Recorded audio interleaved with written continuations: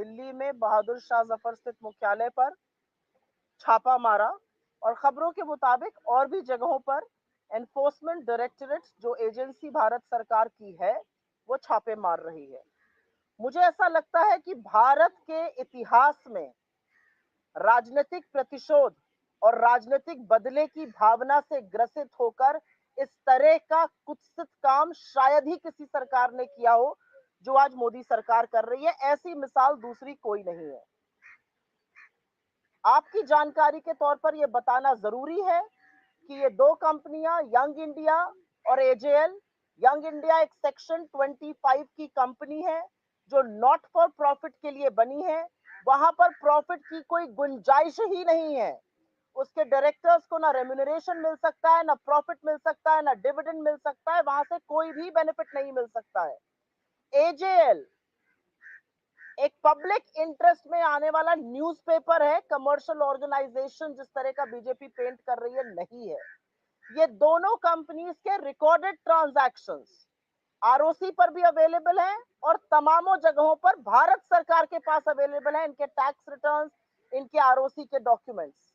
In fact भारतीय राष्ट्रीय कांग्रेस की 3 दिन की अध्यक्ष की आपने 3 दिन पूछताछ करी। हमारे पूर्व अध्यक्ष राहुल गांधी जी की आपने 5 दिन 50 घंटे पूछताछ करी।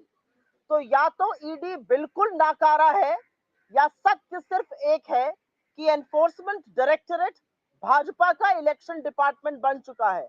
भारतीय जनता पार्टी का एक नवनिर्मित फ्रंटल है, एजेंसी बिल्कुल नहीं है, जिसका इस्तेमाल प्रतिशोध की राजनीति के लिए, विपक्ष के लोगों को डराने धमकाने के लिए, चुनी हुई सरकारों को तोड़ने के लिए, गिराने के लिए और अपने ही लोगों को नियंत्रित में रखने के लिए किया जाता है।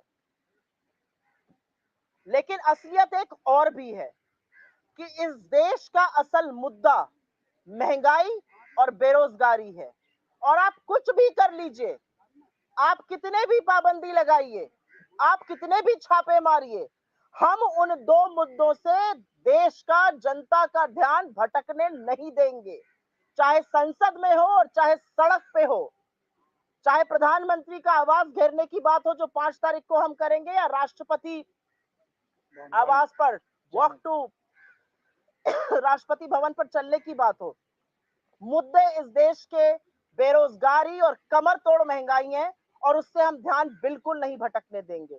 ये सारी चीजें, ईडी की रेडें, ईडी की गिरफ्तारी, इस तरह की प्रतिशोध की भावना, शायद दूसरे लोग डर जाते होंगे। भारतीय राष्ट्रीय कांग्रेस के नेता, हमारे आर्म्स और हम डरने वाले बिल्कुल नहीं हैं। हम लगातार आपसे सवाल, आपकी विफलताओं पर, लगातार सवाल जनता की कमर तोड़ महंगाई पर, युवाओं के भविष्य पर जो बेरोजगारी से जूझ रहे हैं, पूछते रहेंगे। हम इसकी जितनी कड़ी निंदा करें कम है, लेकिन ये सिर्फ राजनीतिक प्रतिशोध से ग्रसित छापे हैं जो सरकार का नवनिर्मित फ्रंटल ईडी या इलेक्शन डिपार्टमेंट, जैसा भी आप कहना चाहिए, कर रहा है। I will very briefly make a point in English on this. This morning, the ED raided the National Herald premises, the headquarters at the Bahadur Shah Zafar Marg in New Delhi. We are told the raids are on in some other parts of the country as well. In the history of independent India, और यह कहना जरूरी है, भारत में जब आजादी का आंदोलन चल रहा था तो अंग्रेज छापे मारते थे नेशनल हेरल्ड पर, आज मोदी सरकार छापे मार रही है। तो समानताएं दोनों की बिल्कुल एक जैसी हैं। ये असलियत है। कभी अंग्रेज हमें प्रताड़ित करते थे देश की आवाज और देश की बात रखने के लिए, आज मोदी सरकार देश के मुद्दे उठाने के लिए ये कर रही है। ये सच है कि नेशनल हेरल्ड ने लगातार महंगाई पर लिखा है, बेरोजगारी पर लिखा है, और अभी जो आंकड़े सामने आ रहे हैं, सरकार के अपने आंकड़े, 5422 केसेस ईडी ने आज तक रजिस्टर किए हैं, जिसमें से 65% केसेस मोदी सरकार के कार्यकाल में हुए हैं और कन्विक्शन रेट 0.5%, 1% से भी कम है। सबूत है नहीं, केस कोई है नहीं, प्रोसेस इज द पनिशमेंट। आपको लगता है कि इस तरह की बात करके आप ध्यान भटकाएंगे, विपक्ष को विचलित करेंगे और कांग्रेस के हाथ बांधने का काम करेंगे, लेकिन इनमें से आप ऐसा कुछ भी नहीं कर सकते हैं, क्योंकि हमने भी ठान ली है आप जितने छापे मारना चाहते हैं मारिए, आप जो कार्रवाई करना चाहते हैं, जितने घंटे पूछताछ करना चाहते हैं करिए। हमारे सवाल तो बेरोजगारी और महंगाई पर ही होंगे और जवाब मोदी सरकार को देना पड़ेगा। This early morning, the National Herald premises, the national headquarters of National Herald in Delhi was raided. We are told the raids are on in some other parts of the country as well. In independent India, there is perhaps no other government and no other phase where politics has sunk to this rock bottom. This is absolute rock bottom for Indian politics. To settle petty personal scores, to intimidate India's opposition, the Modi government is doing exactly what the British did during the freedom struggle. During the freedom struggle, the British had banned and had raided National Herald. That's exactly what the Modi government is doing. I also want to put on record here, both AJL and Young India our companies registered, our ROC registered companies, every transaction is in the public domain. It's a recorded transaction. I also want to emphasize Young India is a no profit Section 25 company. There is no scope of profiteering from that company for any director, any shareholder. So, what exactly are you looking for?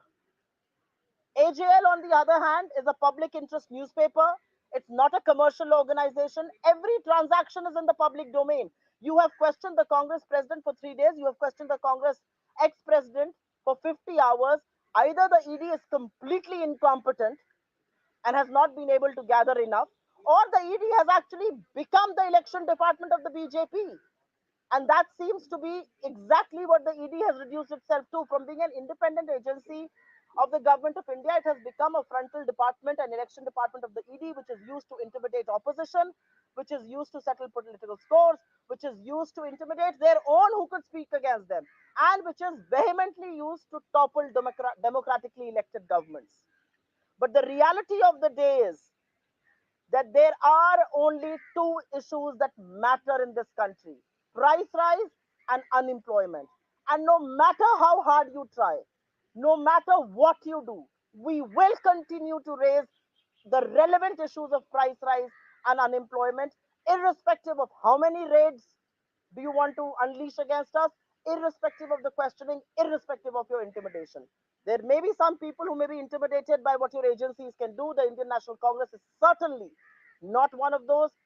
We condemn it, we will fight it, but we will continue to expose the failures of this government, because the future of our youth is at stake due to unemployment, and every Indian is suffering and reeling under high prices. Thank you very much. Any questions you have? And the BJP maintains that the ED is acting as an autonomous body and they're only carrying out due diligence.